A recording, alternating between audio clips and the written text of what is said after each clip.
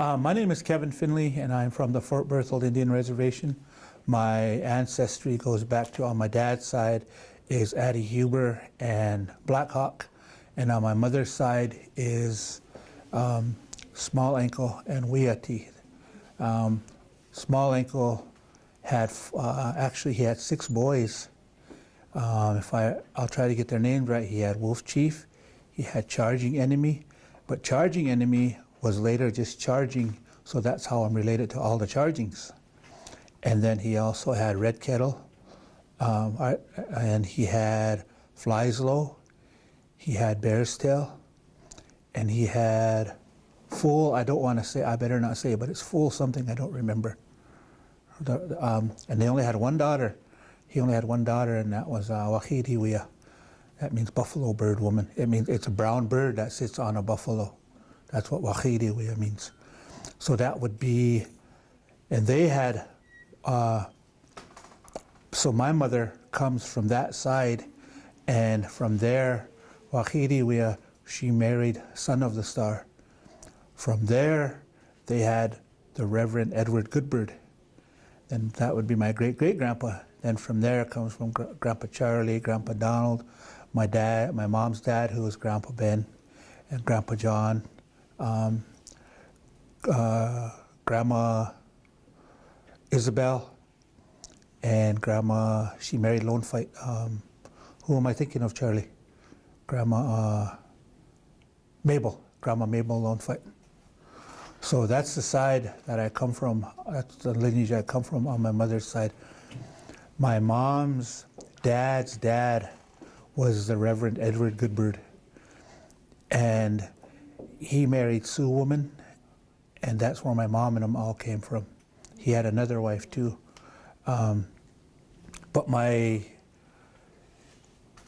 mom's dad's dad, the Reverend Edward Goodbird, was our very first ordained minister on the Fort Berthold Indian Reservation. When he was younger, his boyhood name was Strongbow. How he acquired that name was, back then, to find their medicine, their power, they would go and they would hang themselves either off a tree or off a cliff and pierce here until they had their vision. That's how their names came to them. Well, my great-great-grandpa, he kept trying and trying, and his dad was taking him out there. The last time that they tried, he told himself he wasn't going to try anymore. So the last time that he tried to have his vision and get his power, my Wolf Chief, who was really, really close to my great-great-grandpa, Edward, that was his uncle. And his dad, the Reverend Edward Goodbird, they hung him off a cliff, and they told him, don't suffer too long, come home when it hurts too much. So he stayed there all night and nothing.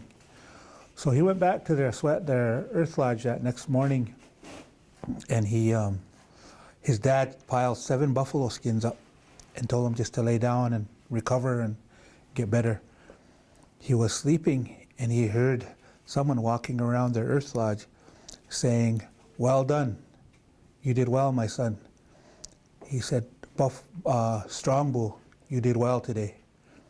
So he woke up and told his dad, and his dad said, I wasn't outside, so your powers came to you, and your powers are the buffalo, because they called him Strongbow. That was his boyhood name. Now, as we got older in our lives, from what I've been told and from the stories handed down, was we had boyhood names and we had adult names. But he never got an adult name because he had converted over to the Christian religion, and he became our first ordained minister, built his first church with his own hands. That church is still standing down to Independence. He acquired the land, 10 acres of land I take it back, 25 acres of land from his uncle, who he was really close to, Henry Wolf Chief. But back then, you couldn't sell your land that was allotted to you. He wanted to donate the land, but you couldn't donate the land that was allotted to you because it was already given to you. So he told his nephew, my great-great-grandpa, he said, I'll sell you the land for your church. So he sold it, and when they got done, those boys gave his money back to him, and they thought they really fooled the government. So that's how that church had come to be down at the Independence. And my great-great-grandpa Edward learned the English language, learned how to read. Henry Wolfchief had the first store down in Independence area. So Independence area was before the flood came. And after the flood came, everybody got moved up to what's now Independence, and in different places. They're over at Shell Creek and different places where away from the floodwaters.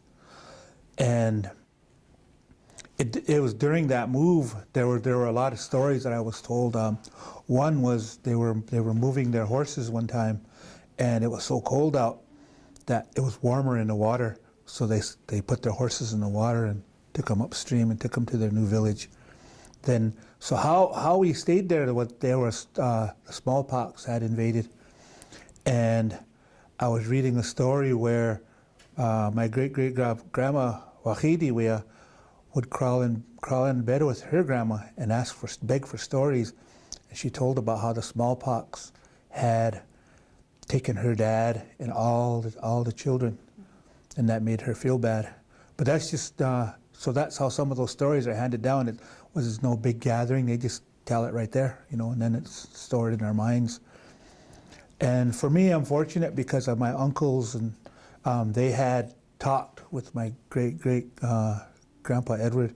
One of them, my Uncle Herman, was really close to him, like Wolf Chief and great-grandpa Ed were. And my Uncle Herman was always with great-grandpa Ed like that. So when it came, he was really sick. His life was over, and they knew he was about ready to go to his next life. And my Uncle Herman went in to see him, and he had an orange. My Uncle Arnie told me this story. He had great-grandpa Edward had an orange on the dresser, and he told Herman, take that orange and go outside and eat it. My mom and him said they were all outside, and a while later they heard all those people in that room start crying. So he died. He didn't want my Uncle Herman to see him pass away, so he gave him an orange and sent him outside. So that's just a little bit about some of the lineage where I come from. There are so many.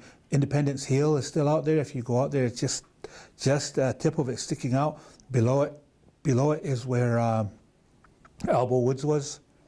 Like a Fishhook Village is upstream from there. That's where they came from. That's where my ancestors started there and went downriver, and they ended up in Independence, or in they call it Lone Hill is what they call it. They ended up camping around there. And then my my Uncle Arnie, he said, the saddest day of my life, he said, was when I seen they were flooding us and water was slapping up against people's house. He said they had already gotten theirs out.